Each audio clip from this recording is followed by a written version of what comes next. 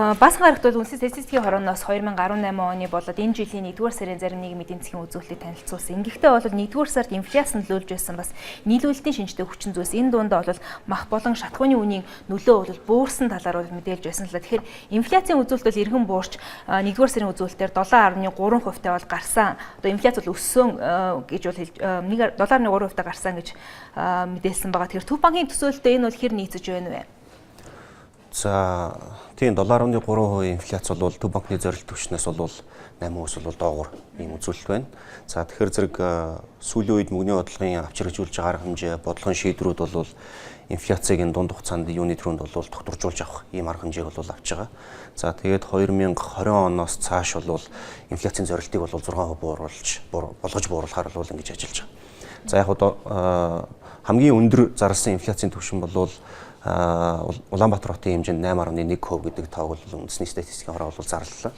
Тэгээ энэ доторх бүтцийг нь аваад үзэхээр зэрэг түрүүний та бүхний дурдсан мах, хатуу түлш, шатхуун гэсэн энэ гурван бараа бүтээгдэхүүн бол сүүлийн хэдэн саруудад бол инфляцид их том нөлөө үзүүлж ирсэн.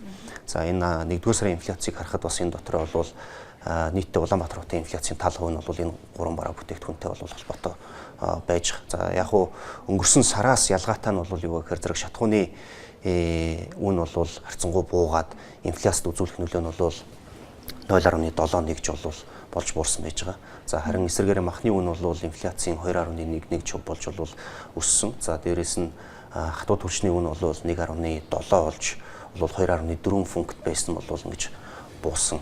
Тэгээд энэ гурван бараа бүтээгдэхүүн гэхэд одоо жишээлбэл 4% нь бол бүрдүүлж байгаа. За тэгээд яг инфляц Төв банкны энэ үндсэн зорилт болох инфляцийг докторжуулах энэ шийдвэрийг гаргахтаа бол Төв банкны зүгээс доктортой суур гэж хэлж болдог те суур одоо тийм инфляцийн дарамтыг бол байнга харж явдаг. Өөрөөр хэлбэл бол нийлүүлэлтийн буюу нэг удаагийн шинжтэй тэр хүчин зүйлүүдийг нь бол ялгаж бол энэ дарамтыг бол тооцох гэж оролддог. За энэний хүрээнд ингээд аваад үзэх юм бол сүүлийн нэг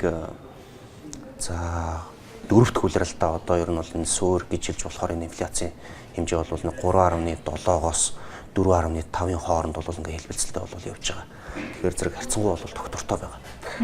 Тэгэхээр засгийн газраас бас цалин тэтгэврийг нэмэх шийдвэр гаргасан байгаа. Мөн төрлийн эрдэс таамаглалгын компаниас бол ногдол ашиг тараах эсэх асуудлыг хэлэлцэж байгаа. Тэгэхээр өөрөөр хэлэх юм бол иргэдийн гар дээр очиж байгаа мөнгө хөрөнгийн хэмжээ нэмэгдэж эхлэхээр бас инфляцийг энэ нь бол хөрөгдөх байхаа гэсэн хүлээлт бас зах зээл дээр бий болоод байна. Энэ Төв банкны одоо хүлээлт зорилт төвшөнтэй бол яаж уялдах вэ?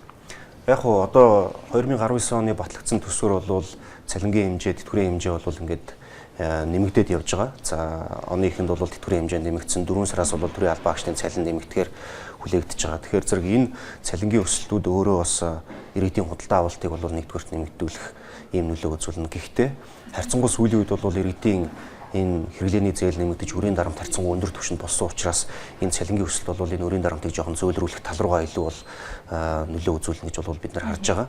За тэгвэл яг нэгэнт цалингийн өсөлт бий болж байгаа учраас худалдаа авалттай уялдуулаад бизнес эрхлэгчид бол эргээд нөгөө бараа бүтээгдэхүүнийхээ ханган нийлүүлэлт, бараа бүтээгдэхүүнийхээ нөөц дээр бол бас жоохон тодорхой хэмжээнд бол бага зэргийн ийм бэлтгэлтэй байхад бол илүүдэхгүй байх. Тэгэхээр зэрэг ингэ бодохоор зэрэг хэдийгээр худалдаа авалтаар дамжаад инфляцид бол тодорхой хэмжээний нөлөө үзүүлэх боловч тийм хүчтэй бол биш байх гэж харж байгаа. Яагаад гэвэл зэрэг би түрүүнд дурдсан зээлийн өсөлт, хэрэглээний зээлийн өсөлт, өрийн дарамт харьцангуй өндөр түвшинд байгаа учраас энэ бол нөгөө талаараа бол тийм өрийн дарамтыг бууруулахад илүү нөлөөлөх болов гэсэн бодолтой. Зөв. Тэгэхээр хэрэглээний зээлийг хязгаарлах макро зохистой бодлогын шийдвэр бас хэрэгжиж эхлээд байгаа хугацаа бол өнгөрөөд байна. Үүний үр дүнгууд ер нь одоо ажиглагдаж одоо зах зээл дээр гарч ирсэн үр дүнгуудаас дурдвал одоо хамгийн түрүүнд энэ макро зохистой бодлого хэрэглээний зээл дээр арга хэмжээ авсан үндэслэл бол яг том зургаар харах юм бол энэ санхүүгийн систем дээр байгаа санхүүгийн хөрөнгө оруулалтын их үүсвэр болсон зээлийн их үүсвэрийг хэрэглээнээс илүүтэйгээр илүү бизнесийн салбар руу, бизнесийн төслүүд рүү ингэж олгоход бол дэмжлэг үзүүлэхийн зорилготой яг том зургаар харах юм бол за тэгэхээр зэрэг арилжааны банкны өөрийнх нь зээл болгох их үүсвэр бол тодорхой хэмжээнд хязгаартай. Энэ бол өөрийнх нь бизнес төлөлгөө Монгол банкнаас тавьсан зохистой харьцааны шалгуур үзүүлэлтүүд энэ бүх зүйлтер бол уйдж байгаа их үүсвэрийн бэлэн байдал гэх мэтлэн тэр зэрэг нэг тийм санхүүгийн систем дээр байгаа хязгаарлалтмал их үүсвэрийг юунд хуваарлах вэ гэдэг нь бол боловсруулагчдын бол анхаарах ёстой зүйл юм байна. Тэгэхээр зэрэг энэ хэрэглээний зээлээс илүүтэйгээр бизнесийн зээл рүү энийг чиглүүлж өгөх юм бол эргээд энэ маань өөрөө ажлын байрыг нэмэгдүүлээд эргээд хүмүүсийн орлогыг нэмэгдүүлэх ийм эрэг нөлөөг бид нар бол харж байгаа. Монгол банкны зүгээс бол хийж чадах зүйл бол энэ санхүүгийн систем дээр байгаа банкны системийн эдийн засаг руу оруулж байгаа санхүүгийн их үүсвэр зээлийн нийлүүлэлтийг харьцангуй тогтвортой түвшинд тэгээд зөв чиглэл рүү ажлын байрыг нэмэгдүүлсэн чиглэл рүү ингэж шахаж тэр инсентивыг бол бүрдүүлэх чиглэл рүү бол 2018 оноос хойш бол энэ бодлого бол чиглүүлж байна. Тэгэхээр зэрэг энэний хүрээнд авч хэрэгжүүлж байгаа нэг арга хэмжээ бол энэ макро зохистой бодлогын арга хэмжээ байна. За энэний анхны мэдээллийг зах зээл рүү бол Төв банкны ерөнхийлөгч арилжааны банкуд руу 2018 оны 1 сарын 1-нд бол арилжааны банкуд бол хүргэсэн байгаа. Өөрөөр хэлэх юм бол та бүхэн бизнесийн зээл рүү илүү төлөв анхаарал хандуулж ажиллаарай. Хэрэглээний зээл бол нэлээд хурдтай өсөж байна. Энэ бол цаашаа удаан явах юм бол иргэдийн өрийн дарамтаар дамжаад бол тийм таатай зүйл бол биш шүү гэдэг байдлыг. За энэ өөрөө зах зээл дээр маш тодорхой мессежийг өгсөн. Өөрөөр хэлэх юм бол бидний арилжааны банкуд бол бид нар энэ цаашаа энэ өрсөлдөөнд бол бизнесийн салбар дээр аж ахуйн нэгжийн зээл олголтын дээр бол анхаарахгүй болохгүй юм байна. За энэ ч утгаараа бол 2018 оны нэгдүгээр улирал хүртэл бол бизнесийн зээл бол ерөөсөө өсөлтгүй явсан. Ялангуяа 2015 оноос хойш 3 жил үргэлжилсэн. Тэгэхээр зэрэг энэ хандлага бол 18 оны 2 дугаар улирлаас за 4-5 сараас эхлээд бол эрэг нааштайгаар бол өөрчлөгдөж эхэлсэн. Одоо бизнесийн зээл бол нэг 14-5% өсөлттэй бол явж байна. Тэгэхээр зэрэг энэ бол их нааштай үр дүн. Тэгэхээр зэрэг нэг ийм үр дүн гарсан байна. Хоёрдугаарт нь арилжааны банкуудын бизнесийн зээлийн зах зээл дээр өрсөлдөж байгаа өрсөлдөө нь өөрөө нийлүүлэлтийг нэмэгдүүлэхийн зэрэгцээ хүүгээрээ бас их өрсөлдөж байгаа арилжааны банкуд. Тэгээд энэ ч утгаараа бол нийт зээлийн жигсэн дундаж хүү бол өөрөө 17% л бол ингэж бууж ирсэн 20%-аас.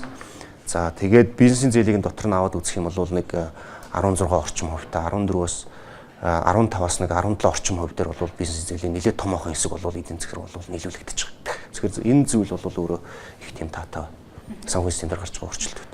Хүүгийн хувьд тэгэхээр мөнгөний бодлогын зөвлөлийн авч хэрэгжүүлэх арга хэмжээнд ямар байх бол оны эхний үйлрэлд бол мөнгөний бодлогын зөвлөл хуралдахаар бол нэгдэж байгаа. Тэгэхээр бизнес эрхлэгчид, банкуд, иргэд бас энэ удаад бодлогын шийдвэрт ямар өөрчлөлт орно гэсэн ер нь хүлээлт байгаа бол ямар одоо бэлтгэлтэй байж ах хэрэгтэй байх болов.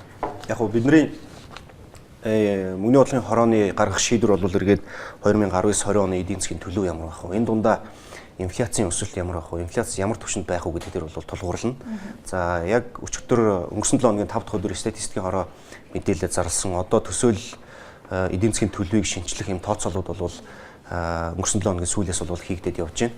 За инфляцийн богино хугацааны төсөөлийн урьдчилсан эхний ээлжийн шинжилсэн байдлаар бол 2019 оны 1-2 дугаар улиралд бол инфляц нэг 7.5 орчим хувьтай бол эхний хоёр улиралд байх ийм урьдчилсан төсөөлөл бол гарсан байгаа. За энэ төсөөлөл эцэслэгсний дараагаар бол 19 оны эцэст инфляцийн төлөв байдал бидний өмнөх төсөөллөөс бол хэрэг өөрчлөгдөх үү 19-20 он руу яах вэ гэдэг ийм төсөөллүүд эргээд хийгдээд явна.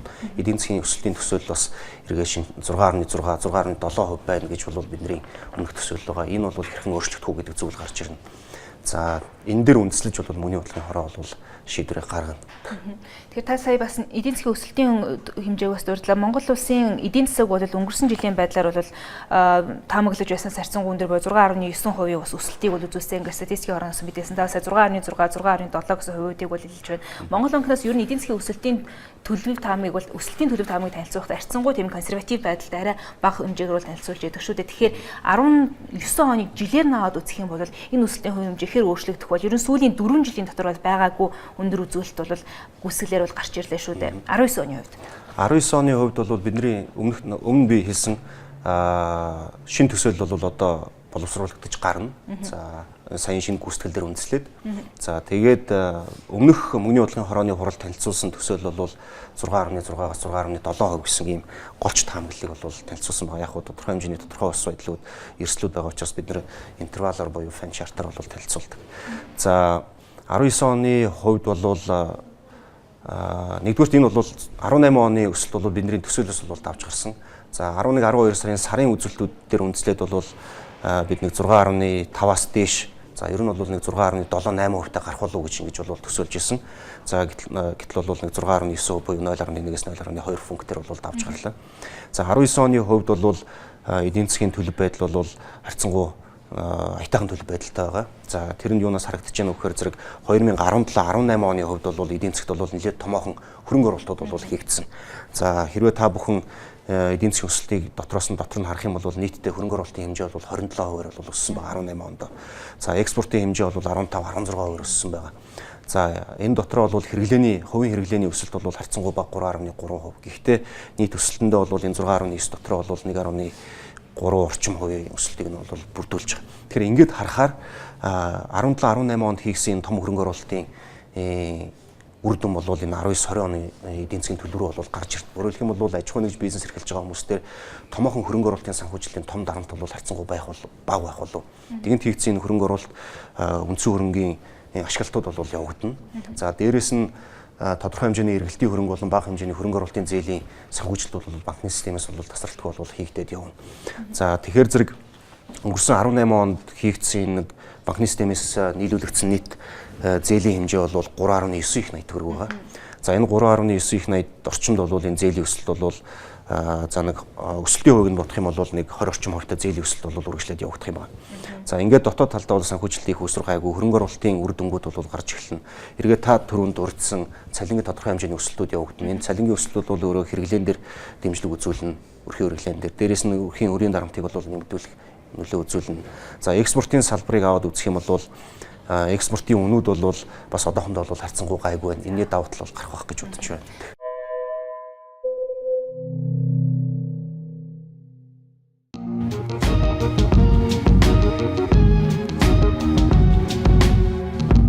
Сая долларын султан зөвхөн Bloomberg телевизээр